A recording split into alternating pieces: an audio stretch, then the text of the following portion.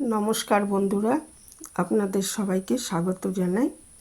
আমি আজকে একটা হেলদি ব্রেকফাস্ট রেসিপি নিয়ে চলে এসেছি, যেটা সাবু দিয়ে করা যাবে। কাজেই উপোসের দিনে এটা করে দেখতে পারেন, এমনিও করতে পারেন। এর জন্য আমি 1 কাপ মতো সাবু নিয়েছি। যে কোনো সাইজের যে কোনো দানার সাবু নিলেই হবে। সাবুটা আগে 3-4 বার ধুয়ে নিতে হবে ভালো করে, কারণ ময়লা থাকে অনেক। ধুয়ে তারপরে পরিমাণ মতো জল দিয়ে ভিজিয়ে রাখতে হবে 1 ঘন্টা অন্তত। জলটা এমনভাবে দেবো, খুব বেশি কিন্তু দেওয়া যাবে না। দেখুন আমি ওই একটা কর, ওই যে দাগগুলো থাকে আমাদের, সেই 1 কর অবধি জল দিয়েছি। কারণ বেশি দিলে এটা বেশি প্যাচপ্যাচে হয়ে যাবে। আমার সেটা মানে একটু ভিজবে ভালো মতো, অথচ একদম থাকবে, ঝরঝরে থাকবে, এরকম চাইছি। তো সেই জন্য এটা দেখে নিতে হবে, কি ভেজাবো যখন এরকম আঙুল ডুবিয়ে দেখে নিতে হবে।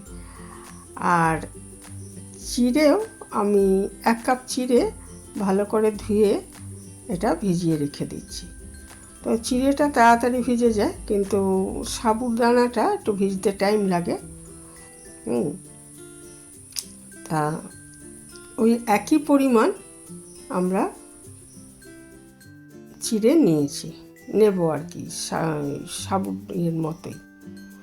এবার দেখুন ওই সাবুদানাটা ভেজার পর কীরকম হয়েছে, একদম ভিজে নরম হয়ে গেছে, কিন্তু একদম গোটা গোটা রয়েছে। আর বেশি জল হলে ওটা একদম প্যাচপ্যাচে হয়ে যেত, একে অপরের সাথে লেগে যেত। সেই জন্য ওই জলটা ওইভাবে দেওয়া হলো। এখানে আমি কিছুটা মানে 7-8 চামচ ধরুন, এরকম আমি এই ভেজানো সাবুদানাটা আলাদা করে রেখে দিচ্ছি। এটা আমার পরে লাগবে, 8 চামচ মতো রেখে দিচ্ছি।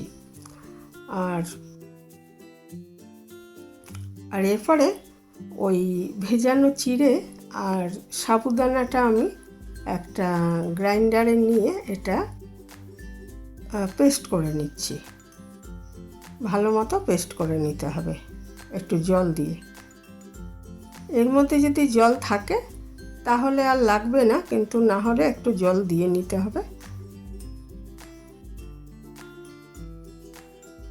নিয়ে ভালো মতো একটা স্মুথ পেস্ট করে নিতে হবে।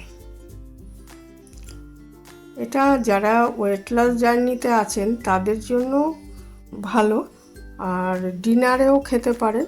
ব্রেকফাস্টে খেলে রাত্রিবেলায় কিছুটা কাজ করে রাখতে পারেন, যেমন এগুলো একটু ধুয়ে ভিজিয়ে রেখে দিতে পারেন, বা পেস্টটা তৈরি করে রেখে দিতে পারেন, তাহলে সুবিধা হবে। কারণ সকালবেলা আমাদের অনেক তাড়াহুড়ো থাকে। এটা পেস্টটা আমি একটা ঘন পেস্ট করে নিতে হবে, খুব পাতলা নয়।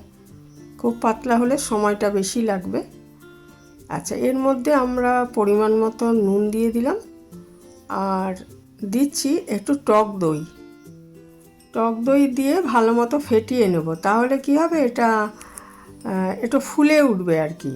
আর টক দই না থাকলে আপনারা ইনো অথবা খাবার সোডা এবং বেকিং পাউডার মিশিয়ে অল্প অল্প করে সেটাও দিতে পারেন, তাতেও এটা ভালো মতো এটা ফুলে উঠবে আর কি। যখন আমরা এটা বানাবো নরম হবে এবং ফুলে উঠবে, সেই জন্য টক দইটা দিলাম।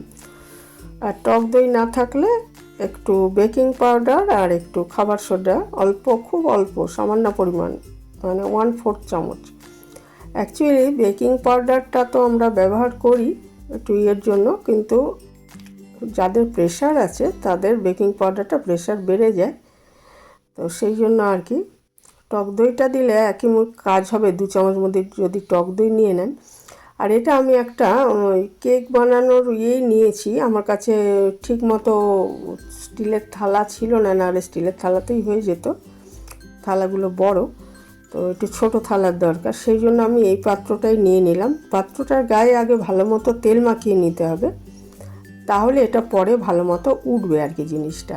এবার ওই মিশ্রণটা দিয়ে একটু ঝাঁকিয়ে নিলাম, যাতে চারদিকে সমান মতো মিশে যায়, এবং ওপরে এই সাবুদানাগুলো ছড়িয়ে দিতে হবে। সাবুদানাগুলো ছড়িয়ে দেওয়ার পর আর এটা নাড়ানাড়ি করবেন না, এটা একদম ওপরে এরকমভাবে থাকবে আর কি, সাবুদানাগুলো দেখতে সুন্দর লাগবে। আর খুবই কম উপকরণে একটা হেলদি ব্রেকফাস্ট এভাবে বানানো সম্ভব। আর ডিনারে এটা বানাতে পারেন। সাথে একটা যদি বাদামের চাটনি থাকে, আমি বাদামের চাটনি করেছিলাম সাথে, সেই রেসিপিটা আজকে আমি দিইনি, পরে কখনো দেব, জানেন অনেকেই তবুও। তো এটা এবারে একটা আমি কড়াই বসিয়ে দিয়েছিলাম জল দিয়ে, ওপরে একটা স্ট্যান্ড রেখে এটা আগে একটু ফুটিয়ে নিতে হবে জলটা। তারপরে ওর মধ্যে ওই যে আমি রেডি করে রেখেছি মিশ্রণটা, ওটা বসিয়ে দিচ্ছি পাত্রটা, এর ওপর দিয়ে ঢাকা দিয়ে 15 থেকে 20 মিনিট এটা এই জলের ভাপেই রান্না করে নিতে হবে, তাহলে জিনিসটা তৈরি হয়ে যাবে। তার ওপরটা দেখবেন যখন একদম শুকনো হয়ে গেছে তখন বুঝতে হবে হয়ে গেছে। 15 থেকে 20 মিনিটে এটা তৈরি হয়ে যাবে।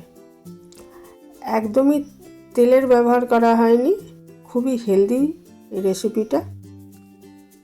বাচ্চারা টমেটো সস দিয়ে খেয়ে নিতে পারবেন, আর বড়রা ওই বাদামের চাটনিটা ভীষণ টেস্টি হয়, ওই চাটনিটা দিয়ে খেতে পারেন।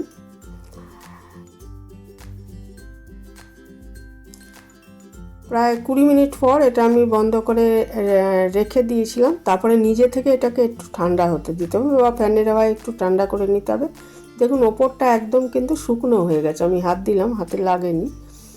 এবার বুঝতে হবে এটা হয়ে গেছে। এটা এবার একটা থালায় ঢেলে নিয়ে পছন্দ মতো চৌকোভাবে বা বরফির মতো যেভাবে ইচ্ছা কেটে নিতে পারেন। আর এটার উপরে একটা তড়কা দিয়ে দিতে পারেন, মানে সর্ষের তেলের মধ্যে একটু সর্ষে আর কারি পাতা ফোড়ন দিয়ে সেটা ওপরে একটু সাজিয়ে দিতে পারেন। সেই তড়কার মধ্যে একটু চাটনির মতো করেও দেওয়া যায়, তো আমি এটা শুকনোভাবে দিয়েছি আজকে। আর সঙ্গে বাদামের চাটনির রেসিপিটা আমি মানে দেখাইনি, কিন্তু বাদামের চাটনিটার সাথে করেছিলাম, দেখাও কোনো সময়। খুবই সহজভাবে করা যায়। একটু সর্ষের তেলের মধ্যে জিরে আর শুকনো লঙ্কা ফোড়ন দিয়ে তারপরে আপনি বাদামটা একটু ভেজে নেবেন, আর যদি ভাজা বাদাম থাকে তাহলে সেটা মেশাবেন পরে। আর একটা টমেটো কেটে এর মধ্যে দিয়ে নুন দিয়ে আর একটু আমচুর দিয়ে বা চাট মশলা দিয়ে ওটাকে একটু নাড়াচাড়া করে, টমেটোটা নরম হয়ে গেলে ওর মধ্যে ভাজা বাদামটা মিশিয়ে দেবেন, যদি আগে ভাজা থাকে। আর যদি না থাকে কাঁচা বাদাম হয় তাহলে আগেই ভেজে নিতে হবে। নিয়ে এই সবটার একটা পেস্ট বানিয়ে নিলে সেটাই হয়ে গেল বাদামের চাটনি। এইভাবে আমি বানিয়েছি চাটনিটা, এটা দিয়ে ভীষণ ভালো লাগে, চাটনিটা খেতে খুব ভালো হয়। আর বাচ্চারা টমেটো সস দিয়ে খেয়ে নিতে পারবে। তো এই ছিল আমার আজকের রেসিপি, খুবই হেলদি একটা রেসিপি। ব্রেকফাস্ট বা ডিনারে যারা ওয়েট লস জার্নিতে রয়েছেন তারা ডিনারে খেতে পারেন এটা। তো এখানেই শেষ করলাম, ভালো থাকবেন সবাই।